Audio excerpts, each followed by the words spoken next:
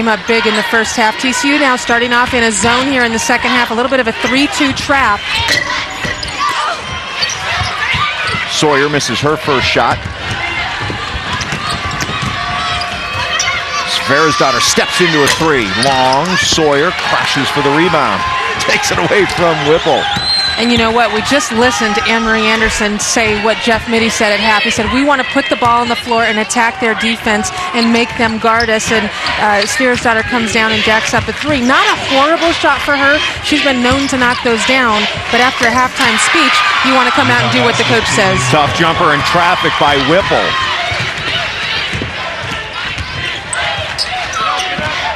Whipple was just 1 for 7 in the first half, but we've seen enough of her to know that that's not going to stop her. That's not going to affect her overall confidence. Offensive rebound by Crawford, and she needs to get going. This is a young lady that has had a tremendous year. Second team all-conference last year, first team all-conference this year. She's really been a key, I think, to TCU's success this season. Along with Sverresdottir, they make a formidable pair.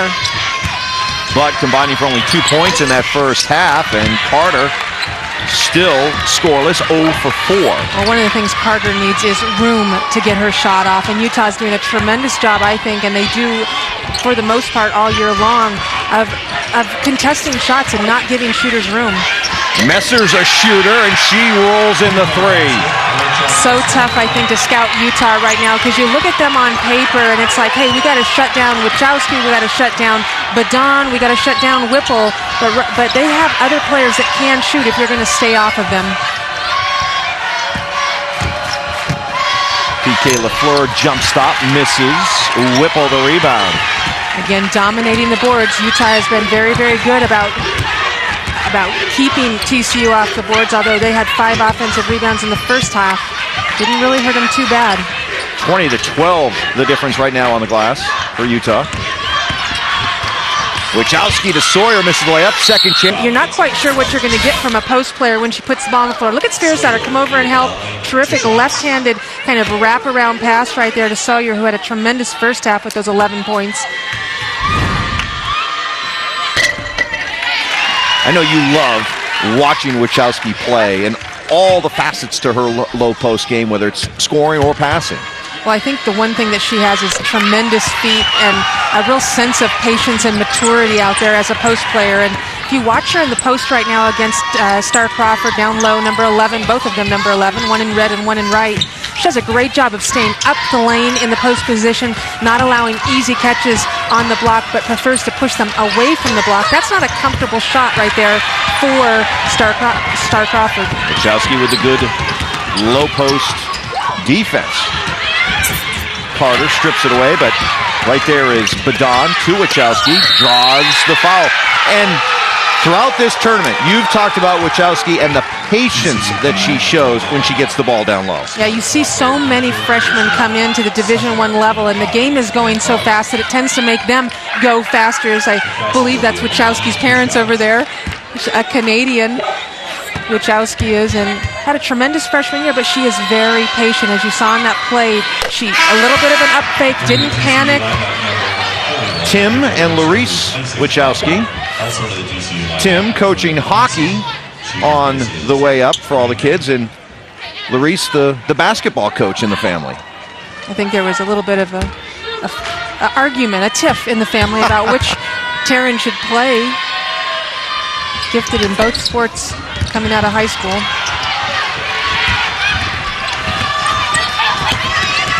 One of 2 for Wachowski.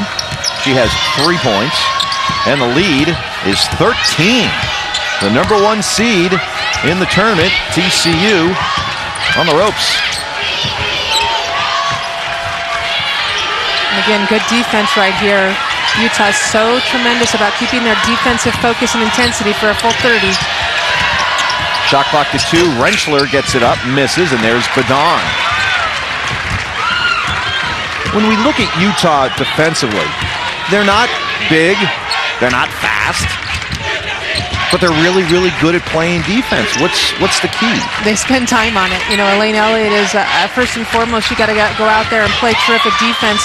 Then you can come back down to the other end and make plays like that.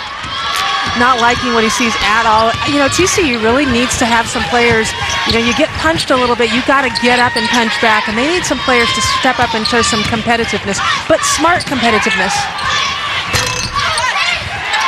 One shot and done for the Lady Frogs as they continue to struggle. 26% shooting for a team that's normally up over 40. Well, TCU is accustomed to being able to come out and have a lot of shooters that they don't get a lot of pressure. I think Utah is able, with their versatility, to guard all of those players on the perimeter. Shanita Badon rains down the three. The lead is 18. This is a team that is just playing with a super amount of confidence. Really nothing to lose at this point. Just everything to play for. And still TCU scoreless in the second half. And really two contested jump shots by TCU. Good defense by Utah. And we talked and we listened to Anne-Marie at the half. Coach wants them to get to the rim. Mitty's talked about, hey, let's get to the rim, make them guard us some other way. It's easy to be a jump shooting team against Utah. Wachowski is tied up, held ball, and TCU will have it when we come back. Jeff Mitty looking for a way to get his offense going. Chances for Utah, they just can't afford it. Anne-Marie, thank you.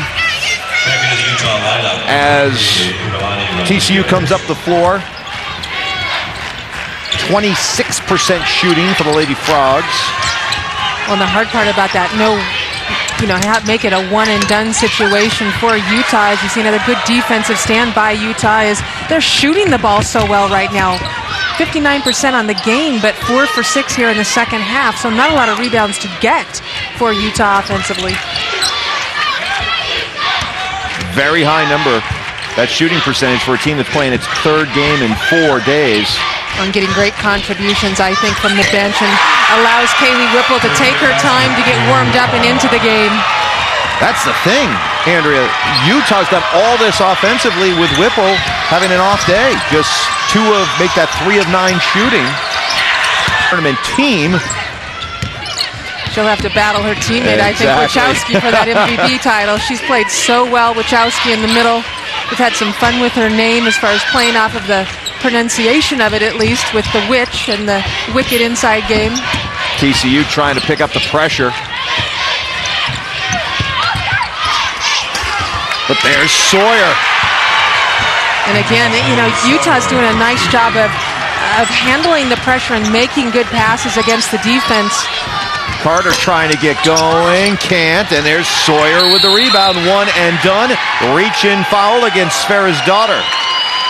That just looked like a little bit of a frustration foul. Terrific box out right State or BYU. Split with San Diego State on the year, and 0-2 against their big rival BYU. Lost both of those games this year. It just seems like BYU had Utah's number this year.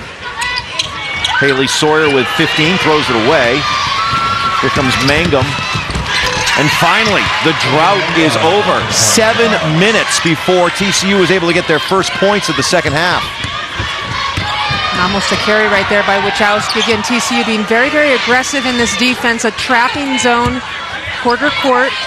Whipple with a wide open look. Short, Wachowski. Sawyer got hands on it. But Mangum able to corral it for the Lady Frogs. And picked off by Whipple. Tries to call a quick timeout and gets it. What awareness by Kaylee Whipple. Looked like an NFL wide receiver dragging the toes to keep the possession. Jeff Mitty, who's right in front of his bench, he thought she was out of bounds. Well, it looked like she may have traveled too, and Jeff Mitty right there, the official right there. Her mom coached her in volleyball in high school. Ran track. Just kind of did whatever she wanted to do and excelled at it.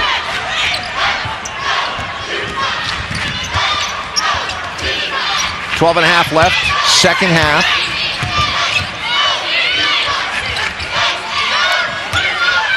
Shot clock at 10. Whipple takes a quick look at the clock, feeds Wachowski.